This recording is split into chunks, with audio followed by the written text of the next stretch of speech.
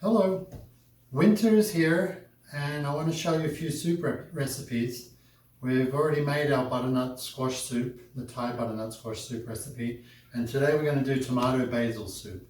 What I'm trying to show you here is just a good basic tomato soup. We're not going to use entire organic ingredients. If you wish to do so, then it's totally up to you. But I find that the Hunt's whole tomatoes that you find in City Market are the best. Again, if you want to use organic, you can. I like to put chicken stock in mine.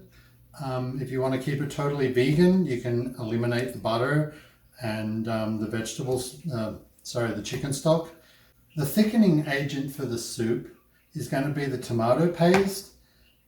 And I like to add diced potatoes to my tomato soup as a thickener. Then that eliminates you trying to thicken it with a roux, flour-based, or using rice flour or cornstarch, arrowroot, any of those. So just using tomato paste and potatoes as a thickening agent with all the other ingredients.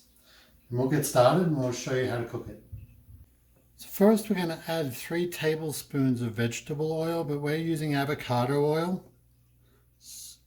You can choose your own vegetable oil you like. We're adding a small diced onion and 4 cloves of garlic that are thinly sliced.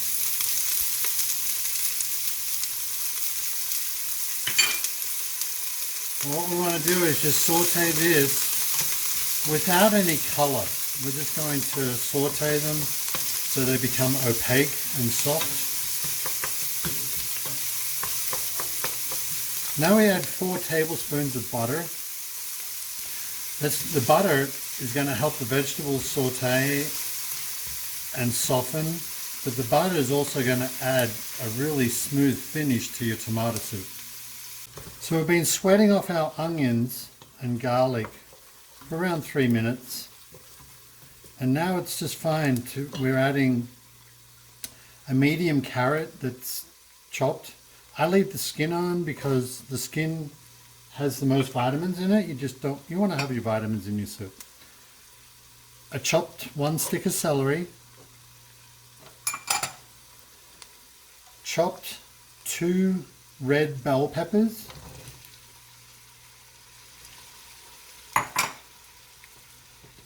We're adding just a small diced peeled potato because that'll help thicken our soup. I'm going to stir this in, and then we're adding 3 tablespoons of brown sugar. Now the molasses in the brown sugar is also a smoothing flavor for the tomatoes and gets rid of the bitterness out of your tomatoes as well.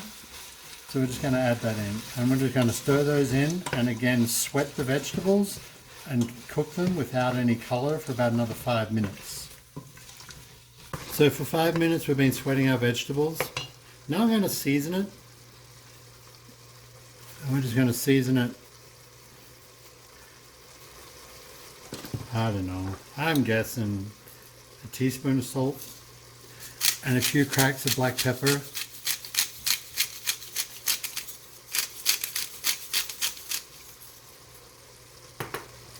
Now we're adding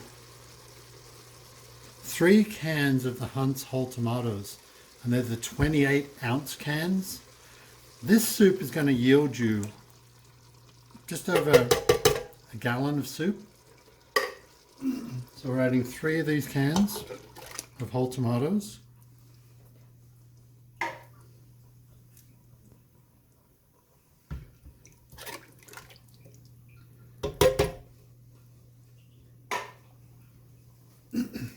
Then we're adding 1 12-ounce can of Hunt's tomato paste. Again, this is going to add the tomato flavor and the thickening for the soup.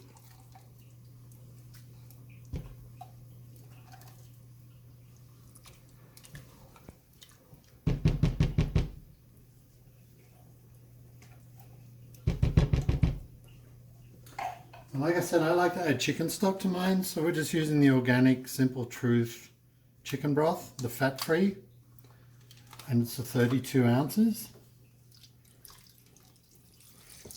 And that's going to give us plenty of liquid and flavor to cook with until all those vegetables are soft, so then we can just blend it nice and smooth.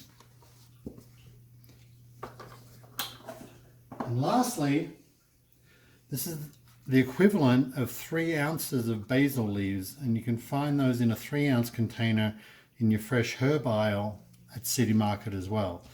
And there's all our basil that we're adding to our soup. Now we're going to bring that to a boil,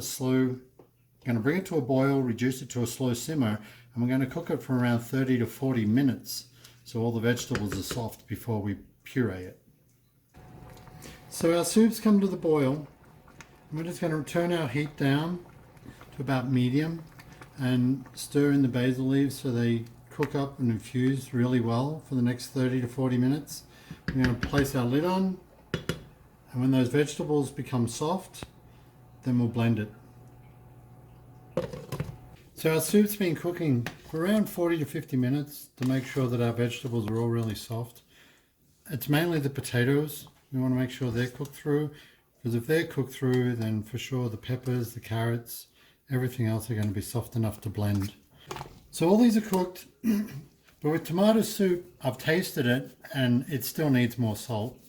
So I'm just going to add some good amount of salt there, and it needs a good liberal amount of black pepper just to really take that bite out of the tomatoes as well, and it accompanies it.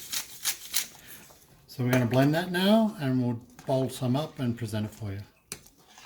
So remember, blending your tomato soup or any soup that's hot, if you've cooked it and you want to blend it and you want to enjoy it straight away, you want to make sure that you only partially, halfway fill your blender.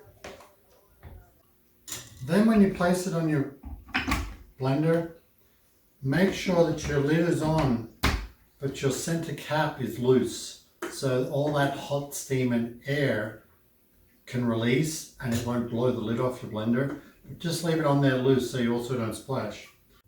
We have a variable blender, variable speed, so we're just going to turn that on and start on low.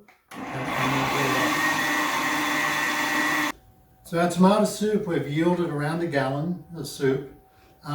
Remember, when we make this at the Antlers, it's a vegetarian based tomato soup using vegetable stock, and for today's purpose I like it with chicken stock in it, so I've used chicken stock. And like I said, the potatoes and the tomato paste are what help thicken the soup. Today I'm going to garnish my soup with some fried onions and some cottage cheese, which goes really well together. And then we're just going to finish it with a nice sprig of basil.